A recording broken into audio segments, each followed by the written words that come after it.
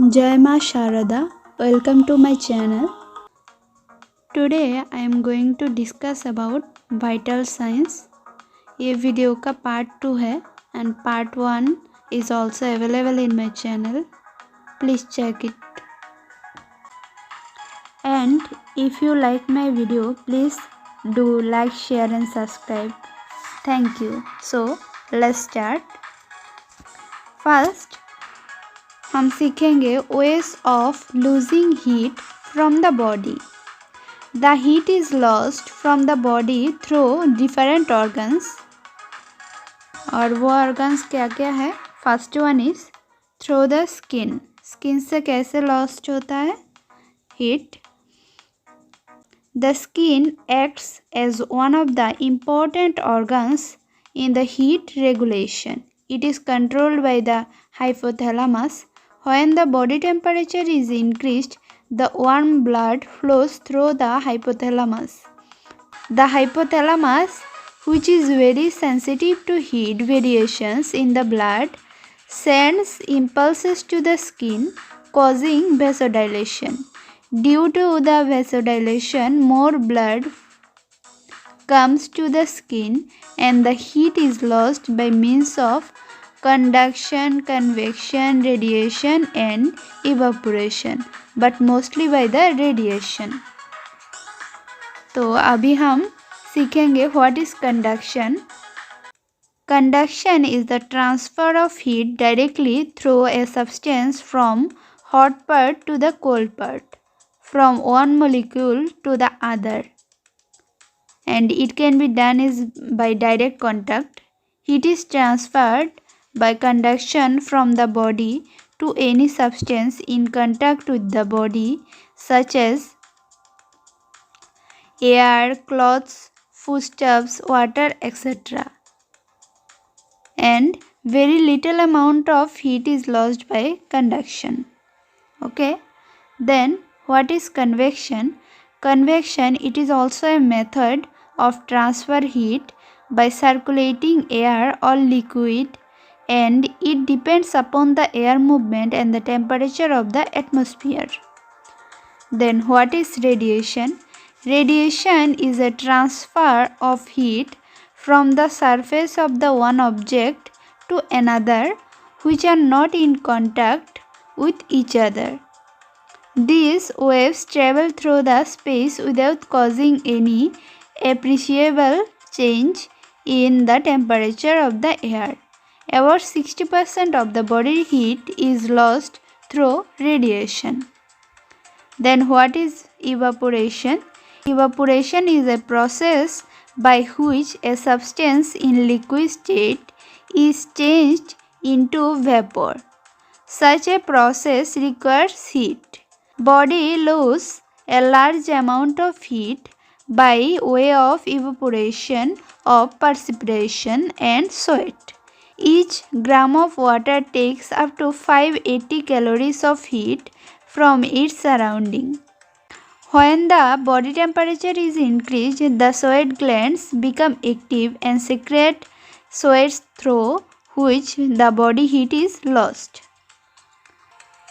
Then next ways of losing heat from the body is through the lungs. The temperature of the air which is taken to the lungs is that of the temperature, and it is lower than that of the body temperature. On entering the respiratory tract, it is warmed to that of the body temperature by absorbing heat from the lung tissue. And when an individual breathes out, the warm air is lost through the expired air. Some of the body fluid is also vaporized and is lost through the expired air. Approx 300 ml of water is also vaporized from the lungs daily. Then through the kidneys secrete urine which is warmed by the heat taken from the body. As the urine is excreted, the heat is also lost from the body. Then next way is through the bowels. The feces that is formed into the bowels absorbs heat from the body. So when an individual defecates, the heat is also lost from the body. Then normal variation in the body temperature. एक healthy individual में क्या होता है, the body temperature vary करता है between 97 degree Fahrenheit to 99 degree Fahrenheit, that is 36.1 to 37.2 degree Celsius. और उसमें जो फैक्टर्स इन्फ्लुएंस करता है, first one is time of the day. It is less in the morning and more in the evening. Okay. Then time of the month. Menstruation causes a sudden fall in the temperature and rises slowly after ovulation to a maximum just before the next menstrual period. The next one is age of the person. Young people have higher temperature than the old people. Then part of the body where the temperature is taken. कहाँ कहाँ से लिया जाता है body temperature. The temperature is highest when taken by rectum. It is 1 degree Fahrenheit higher than the oral temperature. The temperature is lowest when taken by axilla. It is 1 degree Fahrenheit less than the oral temperature. Then Celsius and Fahrenheit scale. The body temperature can be recorded in both Celsius and Fahrenheit scales. Okay. The following formula can be used to change one scale to another.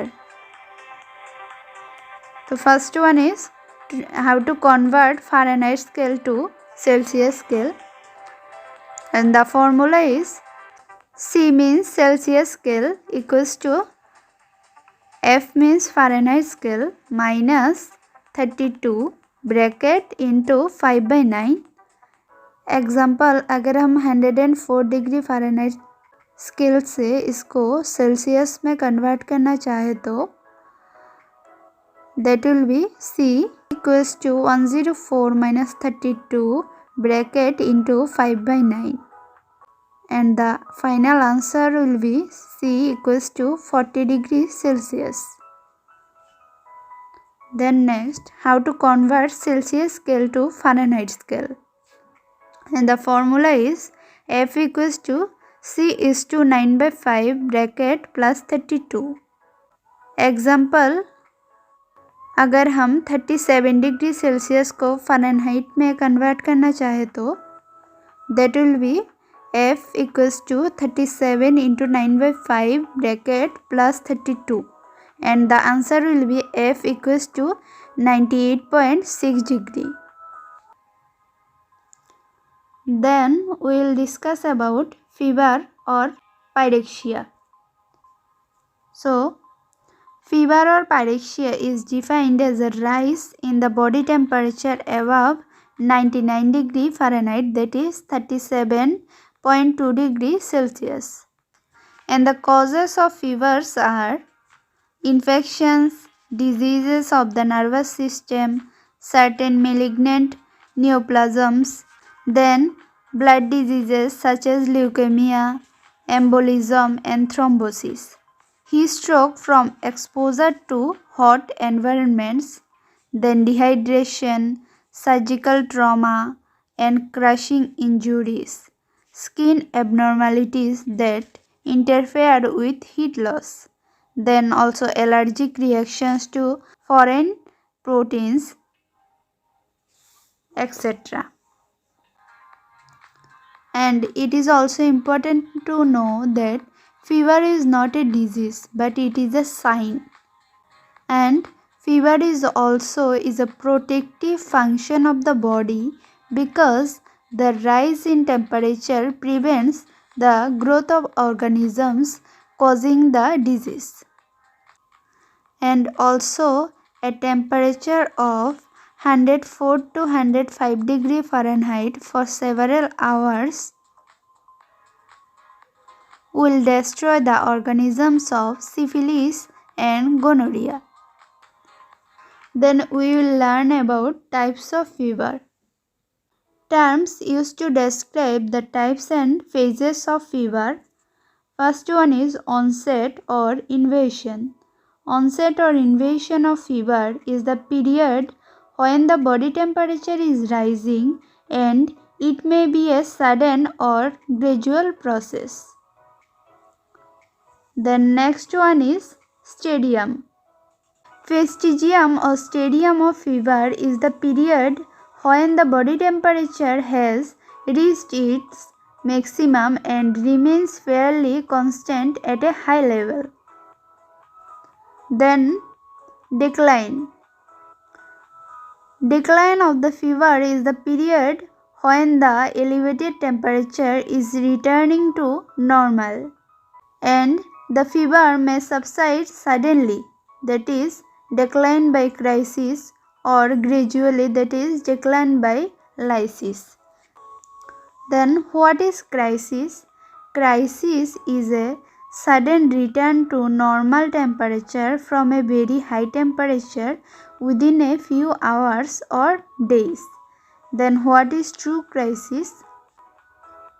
The temperature falls suddenly within a few hours and touches normal, accompanied by a marked improvement in the client's condition. And what is false crisis? False crisis is a sudden fall in the temperature, not accompanied by an improvement in the general condition, is called false crisis, and it may be a danger signal or not a sign of improvement. And what is lysis? The temperature falls in a zigzag manner for 2 to 3 days or a week before reaching normal, during which time the other symptoms also gradually disappear. Then constant fever or continuous fever. Constant fever or continuous fever is one in which the temperature varies not more than 2 degrees between morning and evening, and it does not reach normal for a period of days or weeks. Then remittent fever. Remittent fever is a fever characterized by variations of more than 2 degrees between morning and evening but does not reach normal. Then intermittent fever. The temperature rises from normal or subnormal to a high fever and back at regular intervals. The interval may vary from few hours to 3 days. Usually the temperature is higher in the evening than the morning. Then inverse fever. In this type, the highest range of temperature is recorded in the morning hours and the lowest in the evening, which is contrary to that found in the normal course of fever.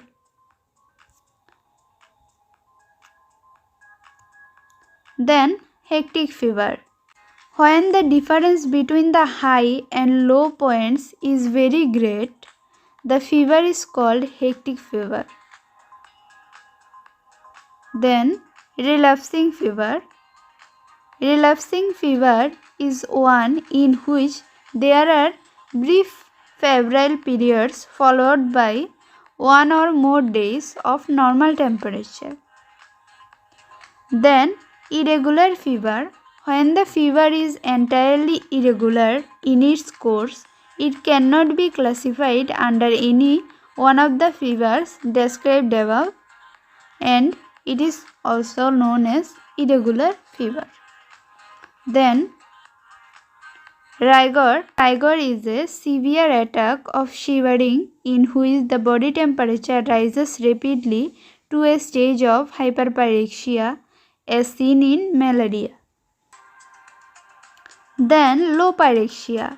In low pyrexia, the fever does not rise above 99 to 100 degree Fahrenheit or between 37.2 and 37.8 degrees Celsius.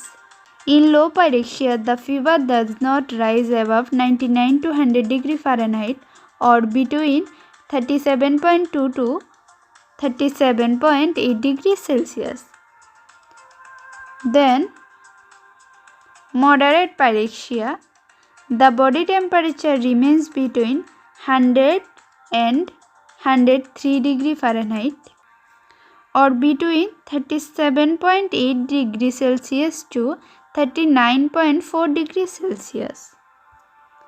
Then hypyrexia, the temperature remains between 103 to 105 degree Fahrenheit or between 39.4 and 40.6 degrees Celsius. Then hyperpyrexia, the temperature goes above 105 degree Fahrenheit. Then hypothermia, when the body temperature is raised to 105 degree Fahrenheit or above, it is called hypothermia. And what is hypothermia? If the temperature falls below 95 degree Fahrenheit or 35 degrees Celsius, the condition is called hypothermia. Then nursing care in fevers. First one is regulation of the body temperature. Care of the clients in fever focuses on reducing the elevated body temperature. When a client's temperature is moderately elevated, बहुत सारे method हम इस्तेमाल कर सकते हैं. First one is the room should be maintained eight A comfortable temperature. Then next one is the room should be well ventilated. Then third one is the blankets and excess clothing should be removed by prevent the client from getting dust. और बहुत सारे methods भी है used for cooling the body, and that is first one is exposure to cool by an electric fan. Then next one is administration of cool drinks. Then next one is application of cold compress and ice bags. Then next one is cold sponging and cold packs. Then next one is cold bath. Then next one is ice cold lavage and enemas. Then use of hypothermic blankets or mattresses. And when surface cooling is used, treatment is directed at not only cooling the body but also for preventing shivering. Shivering must be prevented because it increases metabolic activity, produces heat, and increases the oxygen usage, and also increases circulation and may cause hyperventilation and respiratory alkalosis, and it may take longer time to reduce the body temperature in a shivering client. Then meeting the nutritional need. The cellular metabolism is greatly increased during fever. The oxygen consumption in the body tissues increases approx 13% for each centigrade degree of rise in the temperature, or 7% for each Fahrenheit degree. Therefore, a high caloric diet is indicated in the fever. Since the digestive process is slowed down, the diet should be easily digestible. Most of the clients prefer fluid diet. The fluid intake is increased to 3000 ml in 24 hours to prevent dehydration and to eliminate the waste products. The clients with fever lose a large amount of fluid through sweating. If nausea, vomiting or diarrhea is present, intravenous fluid may be given with the permission of the physician. And Also, if there is burning, micturition, then encourage the patient to take plenty of foods. An intake and output chart is maintained in all clients with fever. And also, the clients who tolerate the solid diet should be given small and frequent feeds. Never force a client to take any food he dislikes. In order to stimulate appetite, the diet should be served attractively. Due to the coated tongue, the client may not enjoy the taste of food, so the food should be made palatable. A diet which is soft and containing plenty of fluids and fruits will help to evacuate the bowels regularly. Then, providing rest and sleep. All clients having fever should be asked to take complete bed rest. To ensure rest and sleep, provide a unit which is calm, quiet, without bright lights and glares. Help the client to change the position regularly. The clothing should be light, loose, smooth, and non-irritating. Cotton garments are helpful since they absorb the sweat and help in evaporation. Then maintenance of personal hygiene. Care of the mouth is very essential for clients who are having fever for many days. There may be cracked lips or coated tongue. If the oral hygiene is not maintained, many complications may arise like parotitis, sores, crusts, herpes, etc. Mouth care is given for hourly or even more frequently for those clients having fevers for many days.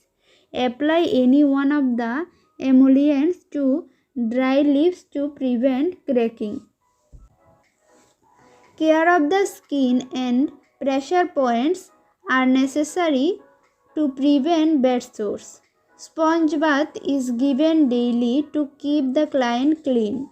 If profuse sweating is present, frequent sponging is also necessary.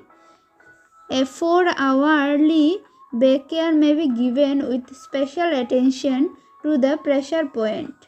If the temperature remains high, cold sponging may be given to bring down the temperature. Then safety factors. Never leave a client with high fever alone. Convulsions or rigor may occur at any time and the nurse should keep all the articles ready to act quickly on such occasions.